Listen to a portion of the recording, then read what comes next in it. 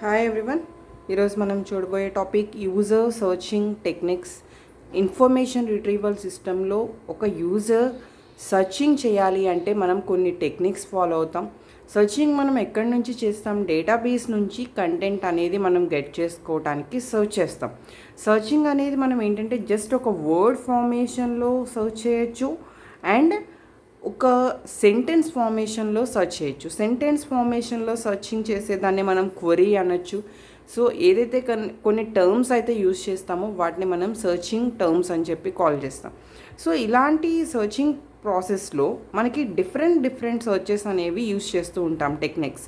అవేంటంటే search statement and binding or query binding. So ఇక 2 నేమ్స్తో కాల్ చేస్తాం.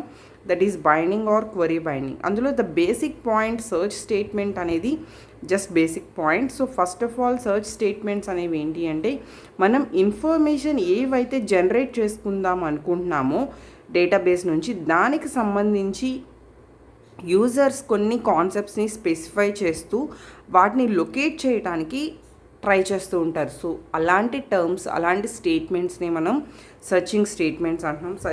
సర్చ్ స్టేట్మెంట్స్ అనేవి ఏంటి అంటే it is user input into an information retrieval system. Information retrieval system is nothing but ఒక యూజర్కి డేటాబేస్కి middle ప్రాసెస్లో ఎవరైతే వర్క్ చేస్తున్నారో దాన్ని మనం ఇన్ఫర్మేషన్ రిట్రీవల్ సిస్టమ్ అంటున్నాం.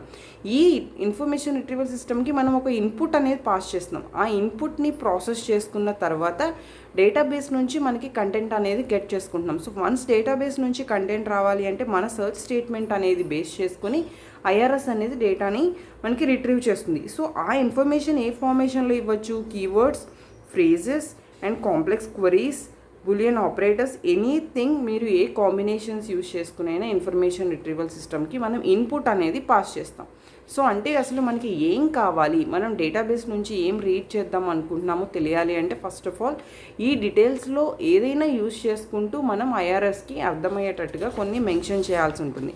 అండ్ మెయిన్ పర్పస్, అసలు సర్చ్ స్టేట్మెంట్స్ యొక్క main purpose users information need as the precisely as possible. So తన నీడ్ ఎంతవరకు అయితే కరెక్ట్గా ఏదైతే తను రీడ్ చేద్దాం అనుకుంటున్నాడో దానికి సంబంధించిన మెయిన్ పర్పసెస్ టాపిక్స్ ఏవైతే ఉన్నాయో అవన్నీ కూడా మనం బేస్ చేసుకుని రిటర్న్ చేస్తాం. అందులో తను ఫైనల్గా ఏది సెలెక్ట్ చేసుకోవాలో తను సెలెక్ట్ చేసుకుంటారు. సపోజ్ మీరు ఒక పీడిఎఫ్ డాక్యుమెంట్ తీసుకుంటున్నారు, అందులో ఒక 5000 పేజెస్ ఉన్నాయి. 5000 పేజెస్లో మీరు ఎక్కడో ఒక 2 పేజెస్ మాత్రమే మీకు నీడ్ ఉంది. ఇప్పుడు ఆ 5000 పేజెస్ని వన్ బై వన్ మనం రీడ్ చేస్తూ మనకి కావాల్సిన 2 పేజెస్ ఫైండ్ అవుట్ చేయాలి అంటే చాలా టైం పట్టేస్తుంది. సో ఇదంతా కూడా టైం వేస్ట్ ప్రొసీజర్. సింపుల్గా మనం అక్కడ ఏం చేస్తున్నాం, ప్రతి ఒక్కళ్ళు చేసే వర్కే ఇది. ఫైండ్ అనే ఒక ఆప్షన్ ద్వారా అందులోకి వెళ్ళి మీకు కావాల్సిన కొన్ని టర్మ్స్ని అక్కడ టైప్ చేస్తున్నాం. టైప్ చేయగానే ఏమవుతుంది, ఈ 5000 పేజెస్లో మీరు టైప్ చేసిన టర్మ్స్ ఎక్కడైతే ఉన్నాయో వాటిని స్కాన్ చేసి వాటిని మీకు అక్కడ షో చేస్తుంది. సో మీకు కావాల్సిన పేజ్ అనేది చాలా ఫాస్ట్గా అక్కడ విజిట్ అవుతుంది. సేమ్ అలానే మనకి అక్కడ డిబిఎంఎస్లో ఏ పేజెస్ అయితే నీడ్ ఉన్నాయో, ఏ కాన్సెప్ట్స్ అయితే నీడ్ ఉన్నాయో వాటిని రిట్రీవ్ చేసుకోవడం కోసం మనం యూజ్ చేసే డిఫరెంట్ టెక్నిక్స్. అందులో the second technique binding. This is very important topic and కొంచెం మనం ఫస్ట్ కాన్సెప్ట్తో కంపేర్ చేస్తే ఇది కొంచెం లెంగ్దీ కాన్సెప్ట్. సో ఇందులో వొకాబులరీ అండ్ పాస్ట్ ఎక్స్పీరియన్సెస్ యూజర్కి సంబంధించి ఏవైతే ఉన్నాయో వాటిని బైండ్ చేస్తుంది. సో దీనికి ఎగ్జాంపుల్గా మీరు అమెజాన్లో ఆల్రెడీ ప్రీవియస్గా కొన్ని సర్చ్ చేశారు shopping related. So next time మీరు రాగానే ఫస్ట్ ఏం చేస్తుంది అంటే ప్రీవియస్గా సర్చ్ చేసిన ఐటమ్స్ ఏవైతే ఉన్నాయో వాటికి రిలేటెడ్గా ఉన్నవి మీకు సజెస్ట్ చేస్తుంది.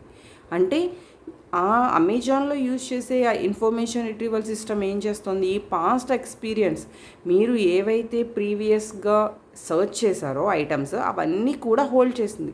మీరు ఎప్పుడైతే విజిట్ చేస్తారో ఆటోమేటిక్గా దాని ప్రీవియస్గా ఉన్న ఎక్స్పీరియన్స్ అంతా యూజ్ చేసి ఆ సజెషన్స్ అన్నీ కూడా మీకు ఇచ్చేస్తుంది. సో ఒకవేళ మీరు మళ్ళీ అవి పర్చేస్ చేయొచ్చు అనే హోప్తో. So the search statement is the user's attempt to specify the conditions needed to logically subset the total item space to cluster of items and it contains the information needed by the user. So cluster అనగానే ఏవైతే మనం needed topics ఒక combination తీసుకుంటున్నామో దాన్ని మనం cluster అంటున్నాం.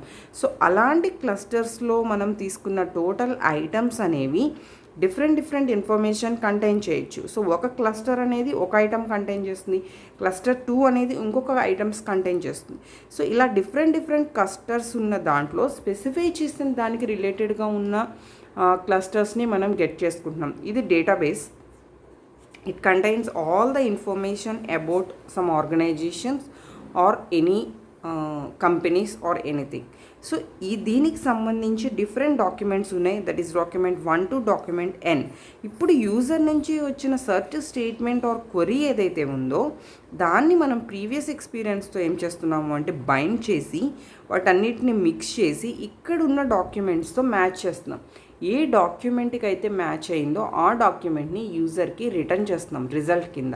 So that is the main purpose. And ఈ బైండింగ్ని టోటల్గా మనం 3 లెవెల్స్లో పెర్ఫామ్ చేస్తున్నాం. That is the binding first level, second level and third level. So ఇక్కడ ఫస్ట్ లెవెల్ అబ్జర్వ్ చేస్తే యూజర్ స్పెసిఫిక్ అనేసరికి ఇక్కడ ఎప్పుడైతే యూజర్ ఒక సర్చ్ స్టేట్మెంట్ క్రియేట్ చేసుకుంటున్నాడో అక్కడ తన పాస్ట్ ఎక్స్పీరియన్స్ని ఫస్ట్ అండర్స్టాండ్ చేసుకుని మనం క్వరీని క్యాప్చర్ చేసుకుని తన యొక్క నీడెడ్ ఇన్ఫర్మేషన్ని డేటాబేస్ నుంచి మనం గెట్ చేసుకుంటున్నాం. That is the first step. How the users own knowledge and vocabulary shape their search query. అంటే ఫస్ట్ సర్చ్ క్వరీ ఏదైతే యూజర్ స్పెసిఫై చేస్తున్నాడో that is the first level. And second level వచ్చేసరికి system specific, అంటే second system point of వ్యూలో మనం చూస్తాం. ఇదేంటంటే the next binding level. First లెవెల్కి next binding level, second level. So ఇక్కడ కూడా మనం ఏం చేస్తున్నామంటే యూజర్ క్వరీని ప్రాసెస్ చేస్తున్నాం. అంటే it translate the query into A standard format. So మనం ఒక క్వరీని ప్రాసెస్ చేసిన తర్వాత వచ్చే ఏదైతే ప్రాసెసింగ్ స్టేట్మెంట్స్ ఉంటుందో వాటిని మనం ఇక్కడ మెన్షన్ చేస్తున్నాం. ఇందులో అసలు కీ టర్మ్స్ ఏమున్నాయి క్వరీలో, ఫస్ట్ వాటిని ఐడెంటిఫై చేసుకుంటాం. That is identifying the key terms and understanding the grammar. క్వరీలో ఉన్న వర్డ్స్కి మీనింగ్ ఏంటి, దాని మధ్యలో ఉన్న గ్రామర్ ఏంటి, and thesaurus generation or term clustering. అక్కడ మనం ఈచ్ అండ్ ఎవ్రీ టర్మ్ని గ్యాదర్ చేస్తూ అక్కడ క్లస్టర్ ఏమన్నా యూజ్ చేస్తున్నామా, దట్ ఈస్ టర్మ్ క్లస్టరింగ్. ఇవన్నీ కూడా మనం సెకండ్ పాయింట్ ఆఫ్ వ్యూలో చెక్ చేస్తాం. That is system specific. ఇప్పుడు యూజర్ స్పెసిఫికేషన్స్ అయిపోయినాయి, సిస్టమ్ స్పెసిఫికేషన్స్ అయిపోయినాయి. And the third level database specific. ఇప్పుడు ఫైనల్ స్టెప్లోకి వచ్చాం. ఇక్కడ ఏం చేస్తాము అంటే ఫైనల్గా క్వరీ అనేది డేటాబేస్కి స్పెసిఫై చేస్తాం.